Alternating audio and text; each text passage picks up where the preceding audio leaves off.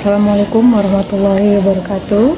Perkenalkan, nama saya Ramawati dari PG PAUD semester 1. Di sini saya akan mempresentasikan tentang metode memahami Islam dengan dosen pengampu Pak Abdul Rahman SPD MPD. Baiklah, kita mulai dengan pengertian metode dan metodologi. Metode adalah cara kerja yang bersistem untuk memudahkan pelaksanaan suatu kegiatan guna mencapai tujuan yang ditentukan. Sedangkan metodologi adalah ilmu yang mengkaji tentang metode. Pentingkah sebuah metodologi? Metodologi itu mempunyai pengaruh paham dalam agama, yang dimana ada dua paham, yaitu pendalaman para misionaris dalam memahami agamanya. Kemudian yang kedua, keterampilan dalam menyajikan agama yang dipahami oleh para misionaris kepada masyarakat. Metode kajian sumber disiplin dan dimensi Islam itu ada tujuannya dalam syariah Islam. Tujuan yang pertama yaitu menjaga agama, kemudian menjaga jiwa, menjaga akal, keturunan, dan juga harta. Sedangkan metode dari disiplin ilmu dan kajian isinya itu ada 3 disiplin, yaitu tentang akidah, di mana dimensi Islam yang berhubungan dengan keimanan disebut dengan akidah. Sedangkan syariah Islam yaitu dimensi yang berhubungan dengan ketentuan hubungan manusia dengan Allah, kemudian dengan saudara seagama, saudara sesama manusia, saudara sesama manusia, serta hubungan dengan alam besar dan kehidupannya.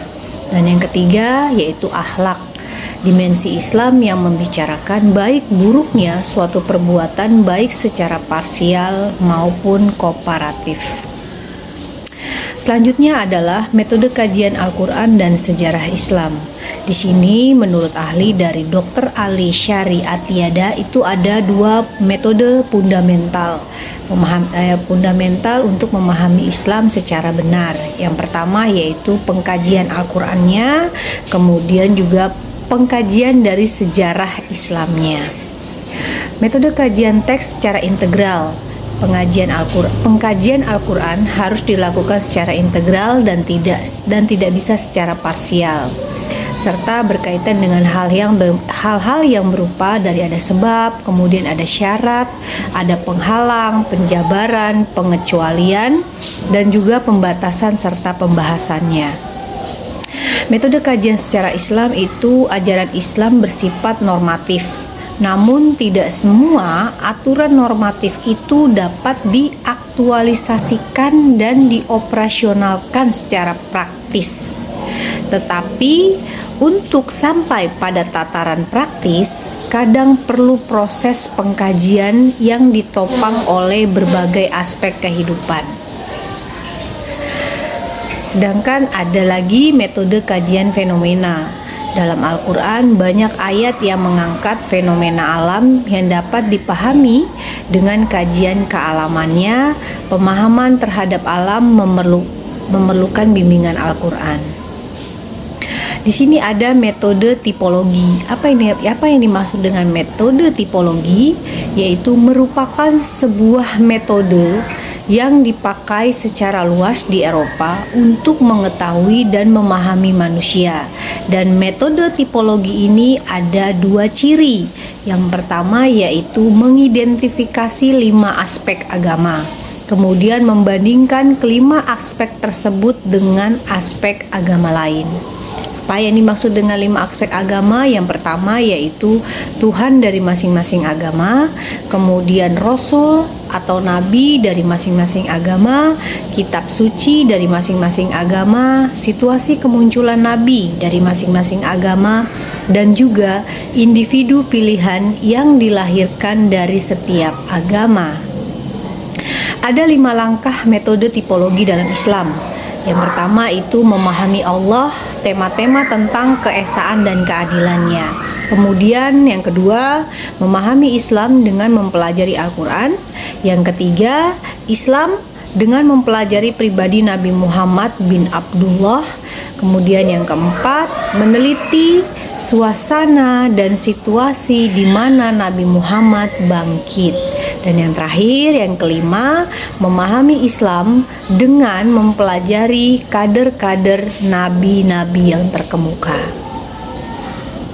Apa sih yang dimaksud dengan metode pembelajaran?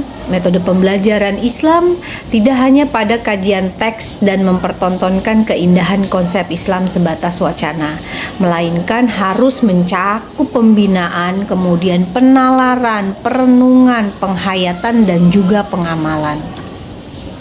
Metode penalaran itu seperti apa? Metode penalaran itu adalah pembinaan untuk diarahkan dan mengembangkan wawasan dengan cara pandang. Pembinaan tahap ini harus mampu sampai dengan tahap yakin secara nalar ataupun logika. Dan di sini ada lagi metode perenungan dan penghayatan. Pembelajaran tahap ini harus mampu menghantarkan kesadaran bertemu dengan makna esensial atau tujuan paling tertingginya. Kemudian pembelajaran ini tidak boleh berhenti hanya sekedar transfer informasi, tetapi tentang berbagai ilmu, pengetahuan sehingga mampu mempertemukan hati dengan sesuatu yang sesungguhnya yang lebih agung dari ilmu itu sendiri. Metode pengamalan.